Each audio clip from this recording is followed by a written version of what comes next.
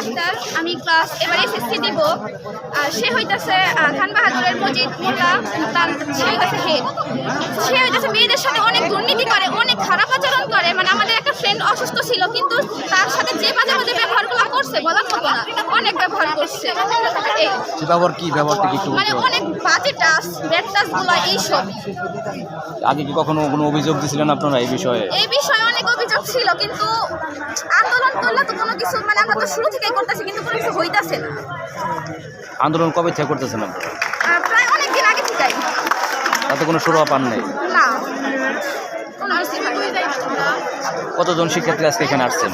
প্রায় অনেকজনই আসছে, কিন্তু আমাদের সাথে কেউ যুক্ত নাই। কারণ হইতেছে তাদের পরীক্ষা দিতে দিব না এইসব বলছে, ভয় দেখাইছে। তো তার জন্য কে ভয় দেখাইছে? মজিদ মোল্লা বলছে যে যদি তোমরা আন্দোলনে যাও তাহলে তোমাদের পরীক্ষা আটকাই দিব, হ্যান ত্যান এইসব। আর তারপরে আরও একটা কথা আছে যে সে নাকি তার কাছে প্রাইভেট না পড়লে নাকি আমাদের স্কুল থেকে পরীক্ষা আটকাই দিবে। আর হইতেছে যদি প্রাইভেট পড়ি সে নাকি আমাদের এসএসসির প্রশ্নপত্র এনে দিবে। এটা কেমন কথা? সে কি অনেক বড় হয়ে গেছে যে আমাদের এসএসসির প্রশ্নপত্র এনে দেবে? সে এই এতটুকুই। আমরা বিচার চাই, তার পদত্যাগ চাই।